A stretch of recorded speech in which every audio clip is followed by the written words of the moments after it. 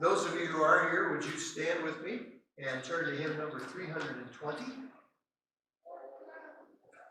We will lift our voices and bless the Lord and sing about the Lord's firm foundation.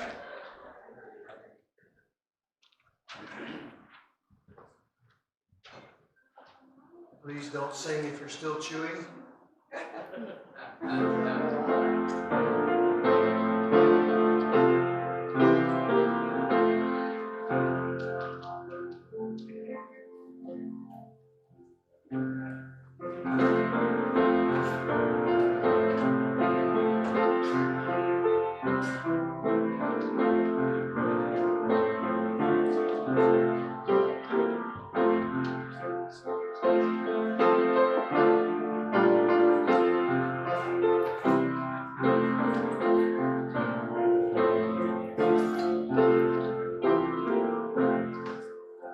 We will attempt to sing all 5 verses unless we run out of steam. So let's give it a shot.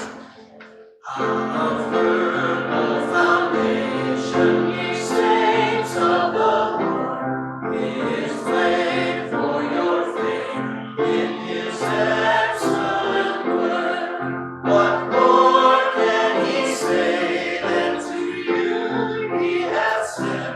To you for refuge to Jesus hath fled. Fear not, I am with thee, oh be not dismayed, for I am thy God, and will still give thee aid. I'll strengthen thee, help thee, and cause thee to stand, upheld by my righteous, omnipotent hand. When through the deep waters I call thee to go, the rivers of sorrow shall not overflow. For I will be with thee, thy troubles to bless, and sanctify to thee thy deepest distress. When through fiery trials thy pathway shall lie, thy grace all sufficient shall be thy supply.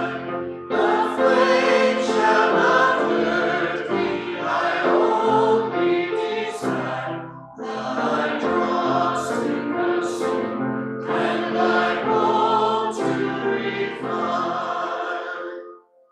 The soul that on Jesus hath leaned for repose, I will not desert to his foes. That soul of hell should endeavor to shame, I'll never forsake.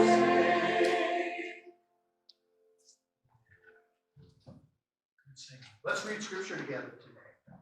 We're continuing our reading in the book of Hebrews. We're in chapter 11, moving through this a few verses at a time. Again, it's not the best to just kind of jump in and read a few verses, but while I'm talking, you can glance at the verses in front of you. I guess you can if you're just looking up here. Never mind. All right, so we'll jump into this. We'll read verses 4 through 7. By faith, Abel brought God a better offering than Cain did. By faith, he was commended as righteous when God spoke well of his offerings. And by faith, Abel still speaks even though he was dead. By faith, Enoch was taken from this life, so that he did not experience death. He could not be found, because God had taken him away. For before he was taken, he was commended as one who pleased God. And without faith, it is impossible to please God, because anyone who comes to him must believe that he exists and that he rewards those who earnestly seek him. By faith, Noah, when warned about things not yet seen,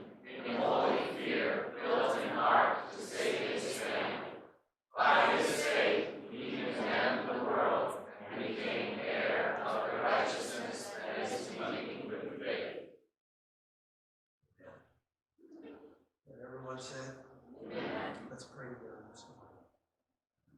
Heavenly Father, thank you for another beautiful day. Lord, I pray that your blessing will be on this service this morning as we hear your word, Lord, that it will speak to our hearts and we can take it out into the streets and share it with those who have been unable or unwilling to hear before. And Lord, I lift up our country in this time of turmoil.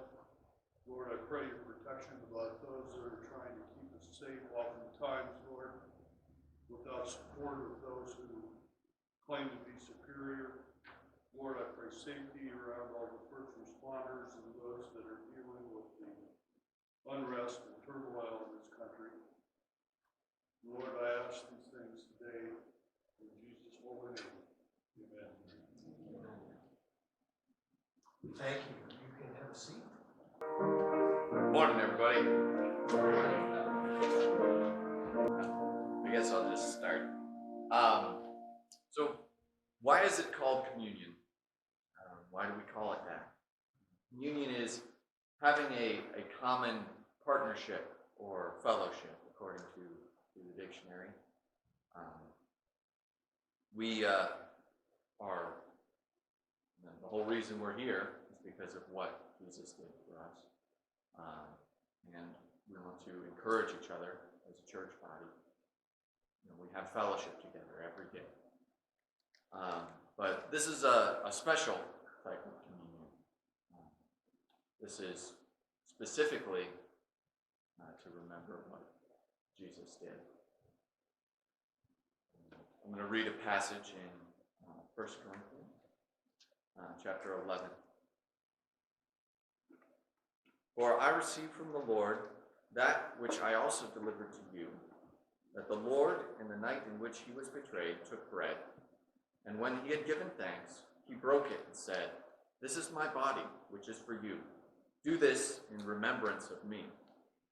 In the same way he took the cup also after supper, saying, "This cup is the new covenant in my blood. Do this as often as you drink it in remembrance of me.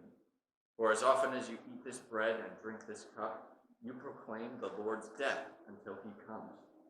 Therefore, whoever eats the bread or drinks the cup of the Lord in an unworthy manner shall be guilty of the body and the blood of the Lord. But a man must examine himself, and in so doing he is to eat of the bread and drink of the cup. For he who eats and drinks judgment to himself, if he does not judge the body rightly.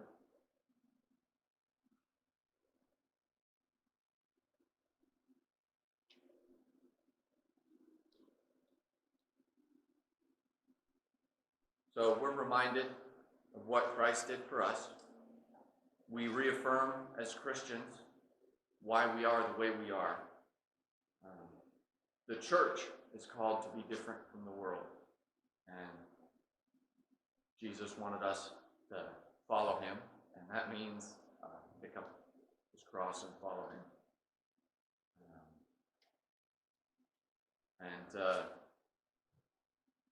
Hopefully, when you guys partake, you are reminded what he did and what you told him you would do. We'll move to Luke. And when he had taken some bread and given thanks, he broke it and gave it to them, saying, "This is my body, which is given for you. Do this in remembrance of me." Partake.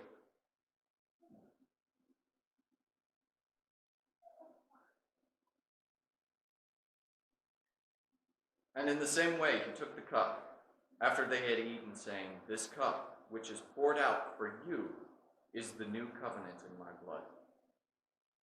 Partake.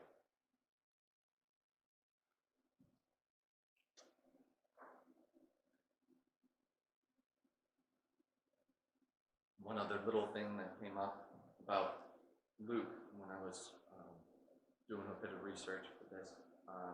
He specifically uses the words poured out for you. And in Luke, being the evangelist he is, emphasizes how Jesus was specifically addressing those present and saying, I'm doing this for you because I love you. Let's pray. Heavenly Father, I thank you so much for the freedoms we have. I thank you for all of my brothers and sisters in Christ. Pray that you would help us to not forget why we're here, what you've done for us, Lord. And thank you so much for that. Help us to be bold Christians. In your name I pray. Amen. Get your Bibles, please. We're going to look at the book of Ruth and Judges and 1 Samuel and Matthew and Deuteronomy. Just teasing. We are going to look at Ruth. Although all those other verses or all those other scriptures come to play in today's message, because this is a really interesting kind of transitional thing that shows us a whole lot of stuff and introduces some wonderful stuff to us. So just a couple things to ponder as we talk about Ruth, and the title I put in this is What God Can Do, Grace. I'm reminded, and hopefully I'll do a good enough job that it will click to us when we get to the end of this, that the Apostle Paul said that where sin abounds, grace abounds more. And he said then maybe we should sin. He says, heaven forbid. So we don't sin in order to have grace, but when we do, there is grace. So there's a couple things to ponder here as we begin. Firstly, I want to encourage you to remember the big picture. And we'll maybe talk about that here in just a second in a little more detail. And ask yourself a couple questions as we go through this. Who do you think is the main character? Now, don't answer yet. But who do you think is the main character in this book? It's named after Ruth, and you probably already know me well enough to know that if I thought it was Ruth, I wouldn't be bringing it up. So, and then you might ask yourself, what's the central theme? Why is this book here? And it is kind of a transitional book, but we're going to find that even though it's at the end of Judges, it probably didn't take place at the end of Judges. It took place more than likely at the beginning of this time period we call the Judges. So, the more I know about the Lord, and that's my weakness that I'm still learning, but the more I know about the Lord, the more I treasure and love this little book. It is all full, chock full of the grace of God. It isn't. It should remind us. Trying to put this in perspective for myself. Remind me of how sweet and simple and beautiful the gospel is. That it's not complex. It's not complicated. It is intricate, but that's not our doing, that's God's doing. It's God who takes all of the pieces and puts them together and makes something that we look at and we say, that's so obvious, it's so simple, so wonderful. That it should also remind us that the gospel is about what God has done, not what we do, but what God has done. Now, I'll give you a little hint. I'll read one of the notes that I wrote. I wrote this when I read books, I argue with the authors. So I wrote some arguments in the book. You said you argue with God. No, I argued with the guy who wrote the notes. Okay, so I was reading the notes. So, although there are question marks on some of the scriptures. Lord, what in the world? What is that? So moralistic theology focuses on the character of Ruth.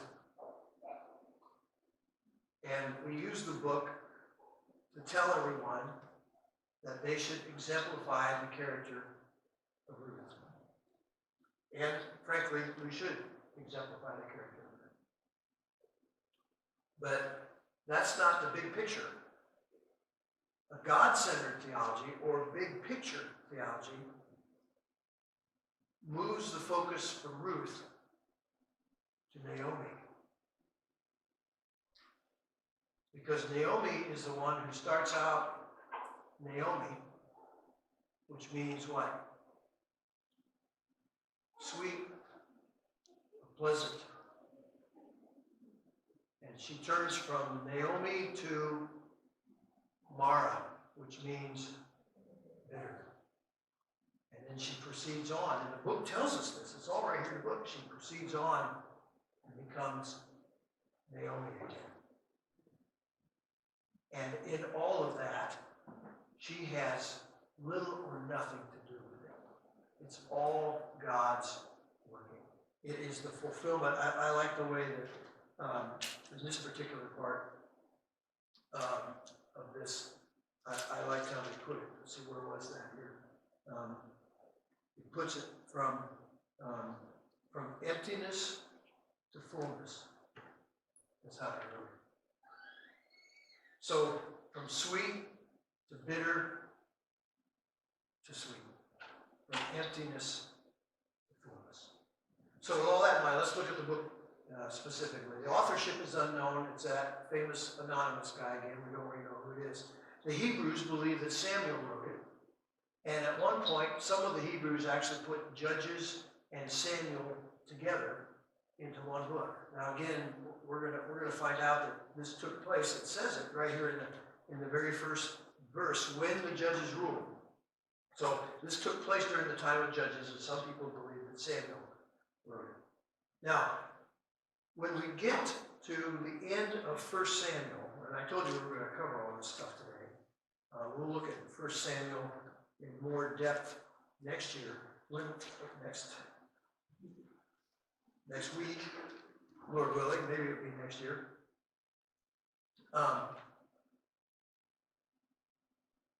When we get into Samuel, we find out that Samuel dies and his book continues. So Chronicles tells us that there were more than one chronicler, and they believe that Samuel had some helpers in doing this. And we'll maybe look at that a little bit later. Some believe, to go back to Ruth, some believe that this book was written by Solomon.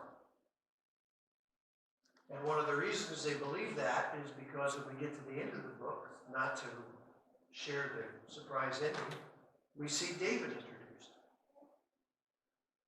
And so they believe that Solomon wrote the book, pulling all these things together as a way to introduce his father, the king.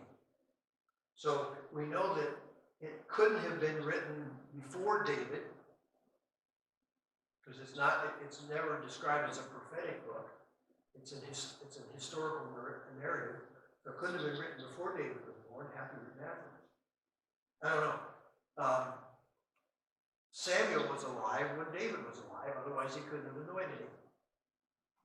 And since we know that Samuel knew where to go to find the king, because God told him, God said, go to the house of Jesse and anoint his son to be king.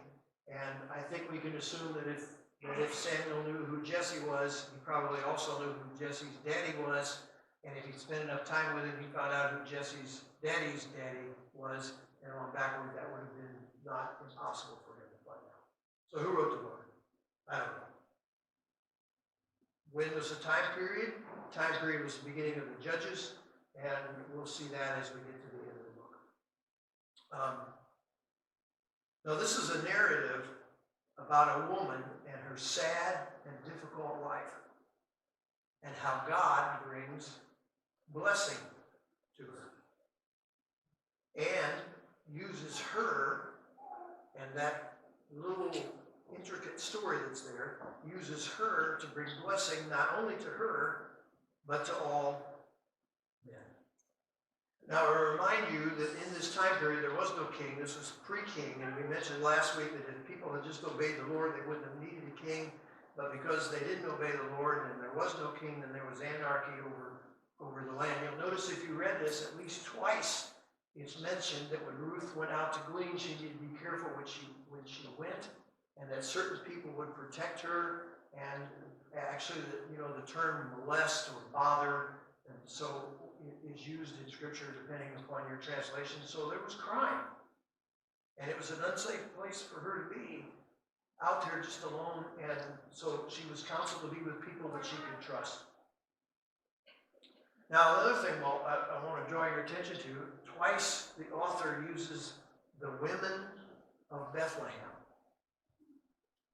And each time as he's writing this story, so he's telling the story of Naomi's family, and then Ruth and Boaz, and on to the conclusion, the culmination of the story.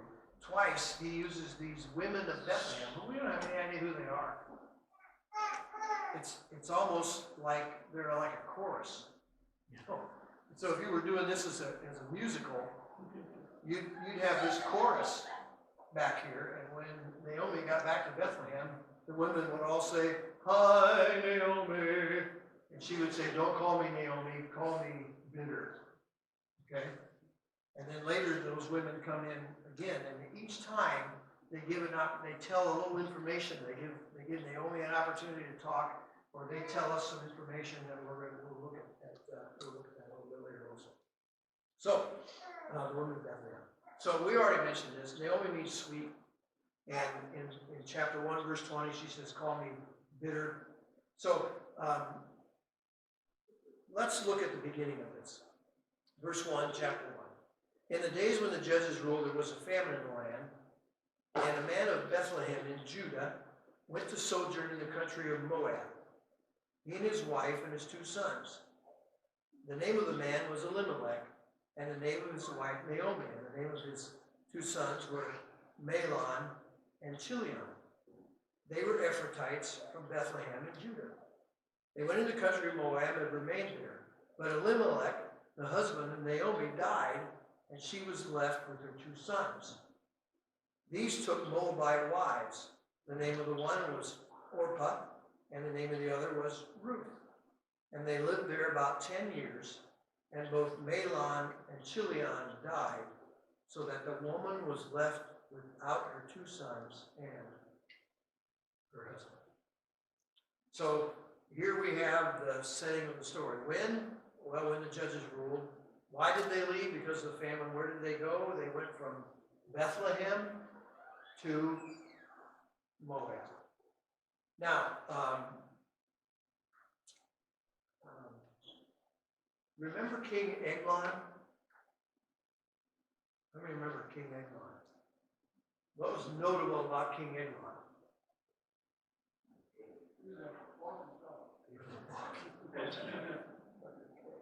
You guys are great. He was a bulky fellow.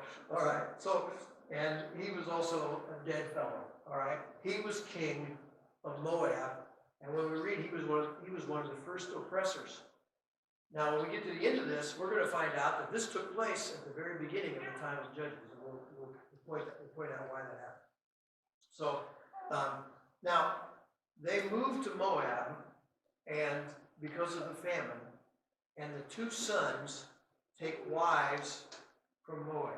You know they weren't allowed to do that.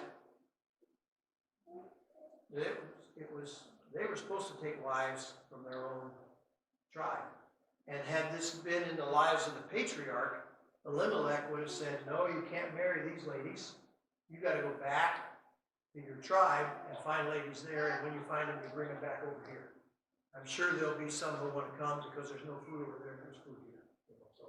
But at any rate, they didn't. They married these 2 ladies. So it was brought up, I think Jacob brought up a question last week about, how, so interestingly enough, Ruth could be welcomed into the house of Israel if she did what she did here and take Israel's God.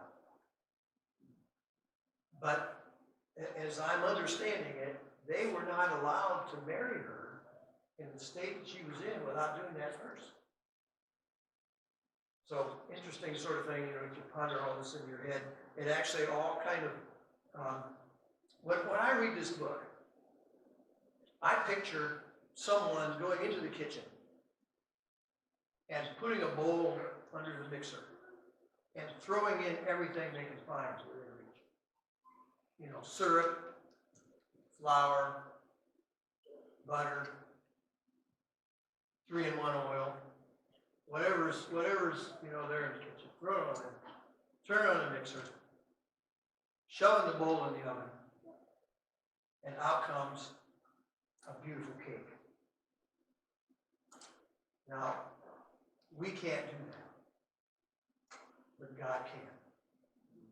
And some of the ingredients that are here, and that's why I love this book, some of these ingredients, they do not fit. So, chapter 1, verse 15, here's Ruth's declaration. And she said, I'll read from verse 15. And she said, see, your sister-in-law has gone back to her people and to her gods. Notice that. Return after your sister-in-law. But Ruth said, do not urge me to leave you or to return from following you. For where you go, I will go, and where you lodge, I will lodge. And your people shall be my people, and your God my God. When you die, I will die, and where you die, I will die, and there I will be buried. May the Lord do so to me, and more also, if anything but death parts me from you. And when Naomi saw that she was determined to go with her, she said, no. What a beautiful, that declaration is one of the most beautiful things that's ever written by anybody, anyplace. It's beautiful, it's transforming. I think we can assume from Ruth's statement that says, your people will be my people and your God my God. And from Naomi's statement to Ruth earlier, go back like your sister-in-law and be with your gods. That the main emphasis here was on whether or not she was going to take on ownership of the God of the Israelites. And that's probably why Ruth, Orpah, for some reason I want to say her name different.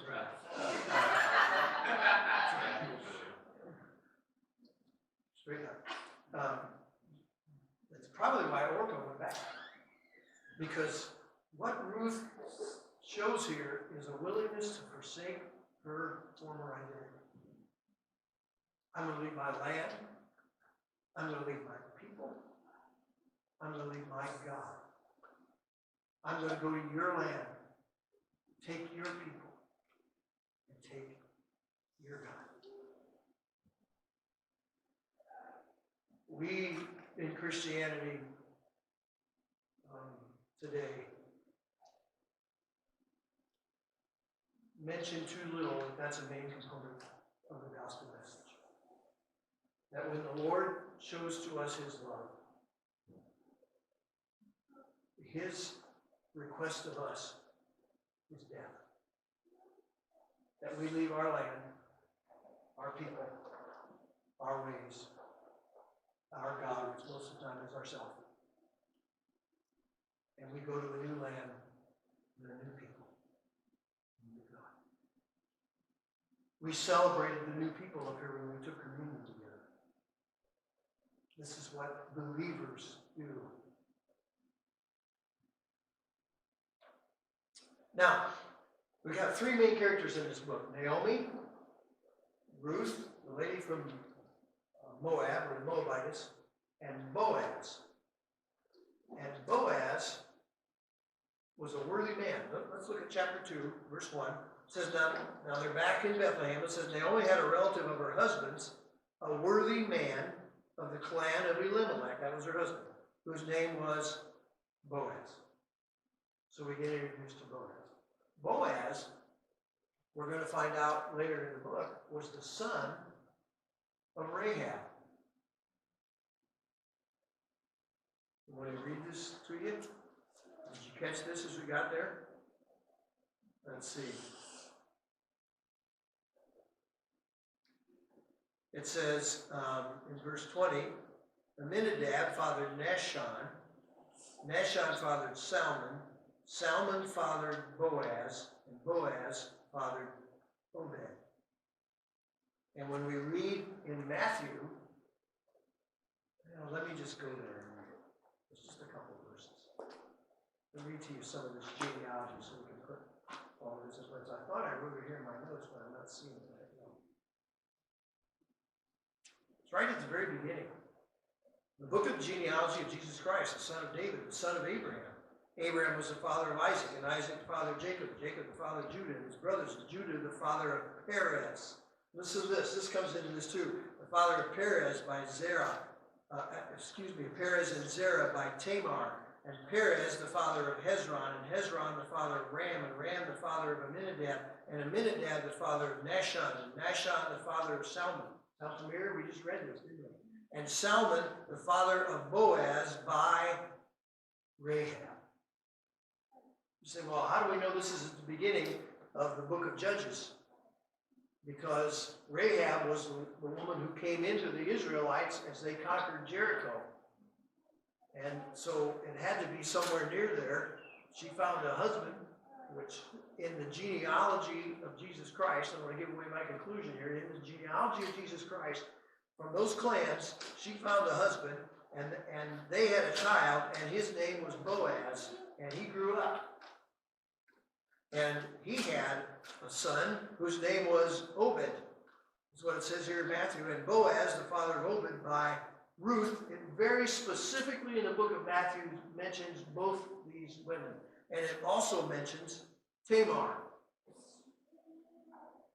Obed, the father of Jesse, and Jesse, the father, and I love how it says this, of David the king. So we have here in the introduction, in the last of this book, I'll try to pull all this to a close. In the last of this book, we have here the introduction of the king.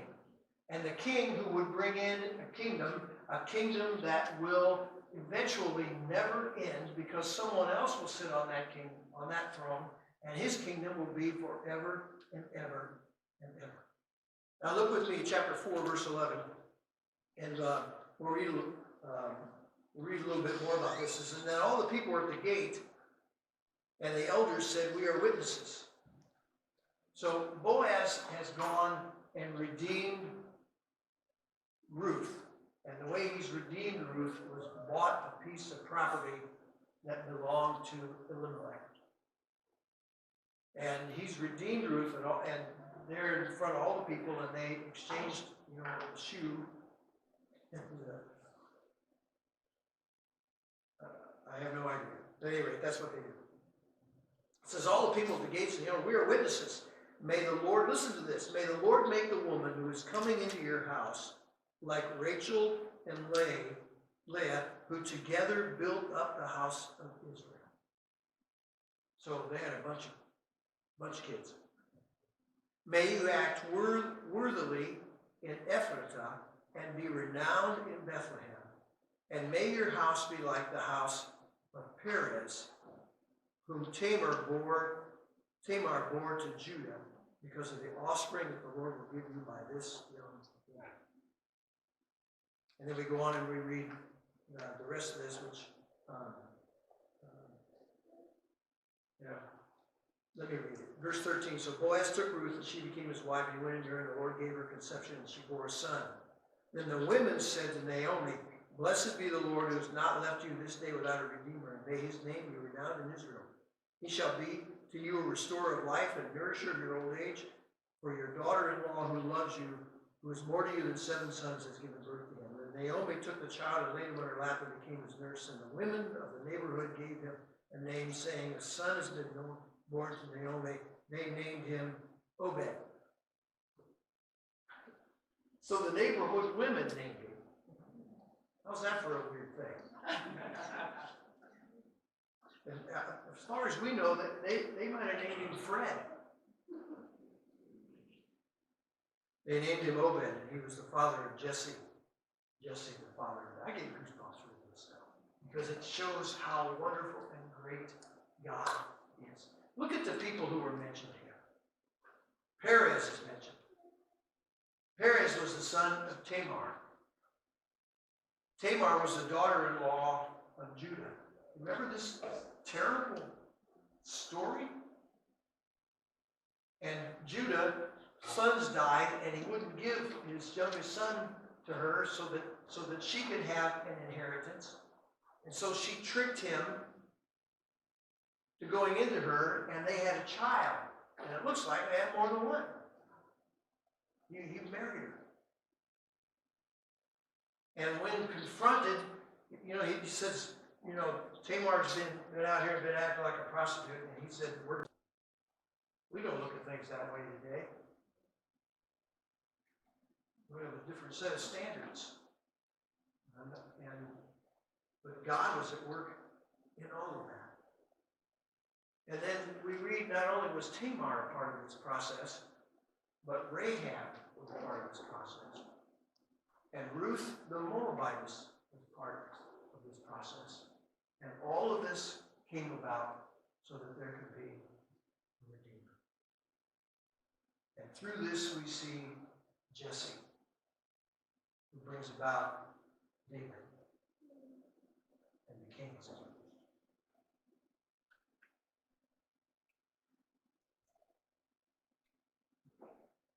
Folks, full the grace of God.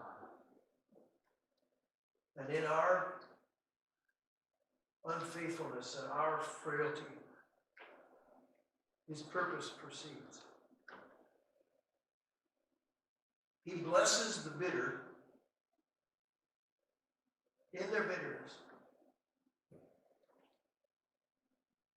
And I'm not here to make judgments about why they went there, or should they have gone to Moab, should those men have married those women.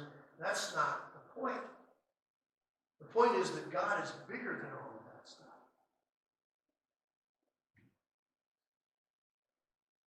Let me talk to you about the Redeemer. The Redeemer had to be three things. He had to be kin. He had to be willing, and he had to be capable.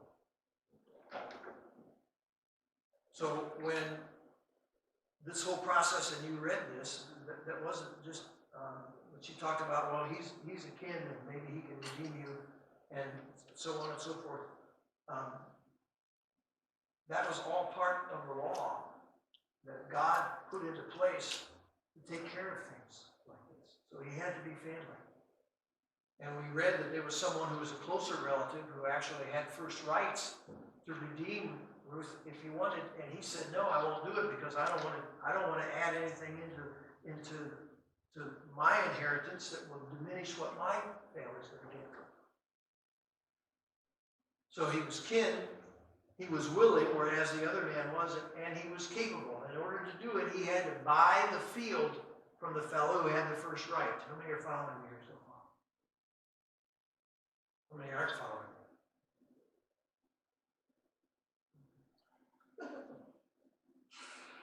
How many don't know where you are?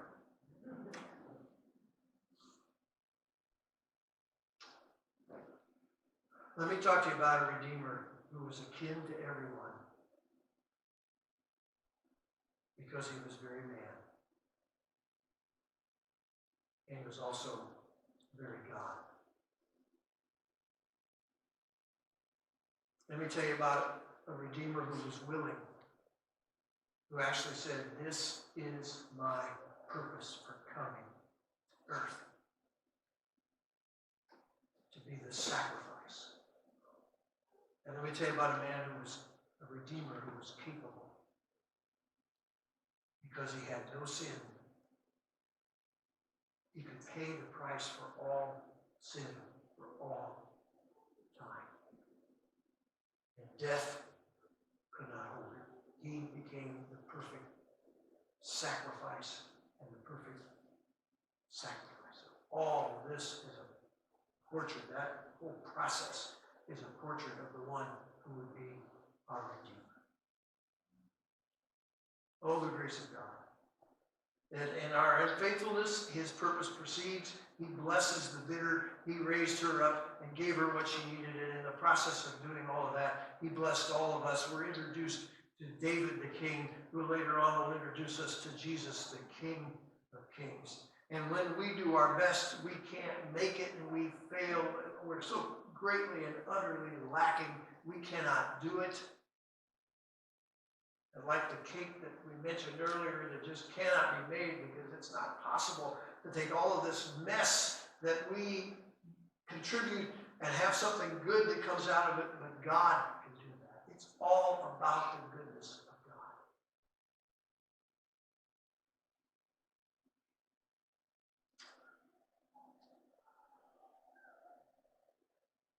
And everybody said, Heavenly Father, it's so easy for us to look at your book like that recipe we talked about. If I add this and add this and add this, I'll get the desired result. And Lord, we're grateful that you give us moral guidance, that you teach us what the wise do and what the unwise do, that you teach us about the prudent and the faithful. We're grateful for all of that. But we also know that this book also tells us that we're the unfaithful, and we're the failing. We're the ones who can't do it. We're the ones who mess it up. But in all of that, your grace is greater. What can you do through your grace? I pray, Lord, that you'll help us be faithful to you and be worthy and be honorable.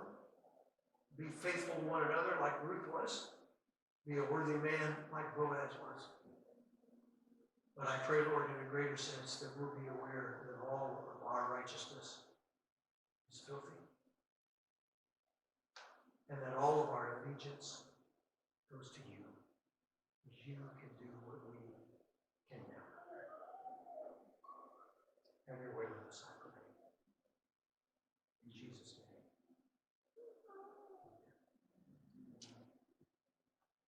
Would you stand with me, please? And for the first time in many weeks, we're going to sing.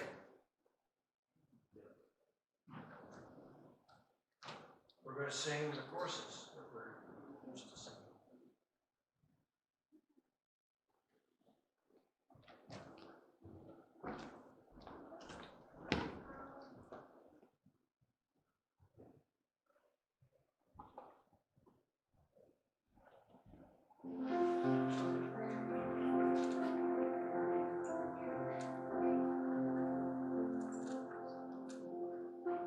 He is exalted. He is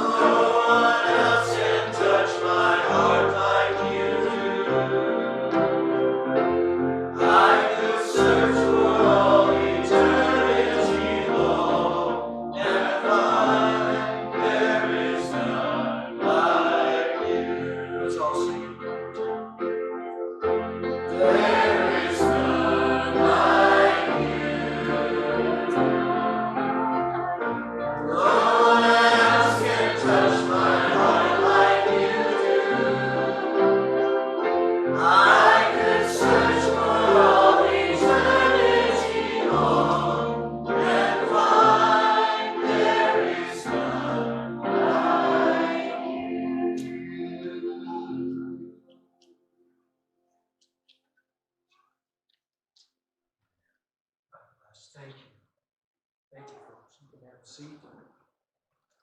Let me share as we're going to sing a hymn and we're going to go home, and then what we've kind of, so hymn singing people, please come up. That was your hymn.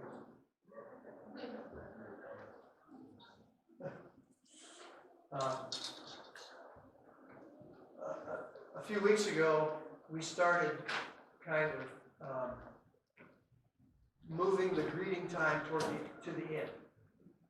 Okay, and so we're going to continue that. So when we say it's time to go home, you don't have to go home.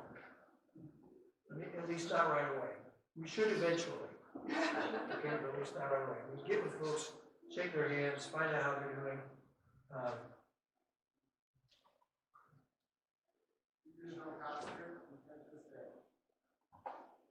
No. I'm especially concerned you're asking that.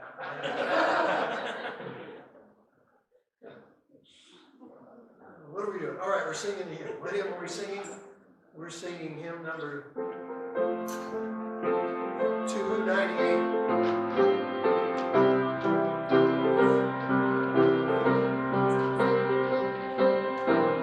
298, I'm sorry, I should have told you that ahead of time.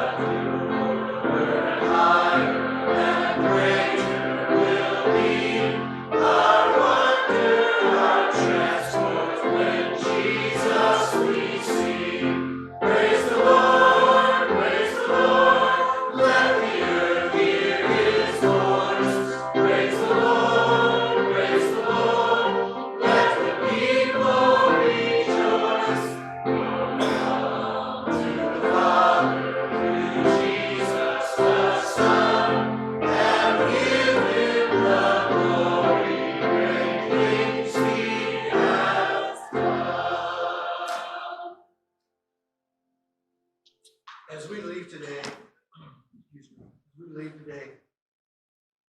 I hope that you'll remember that there is nothing, be it famine, death,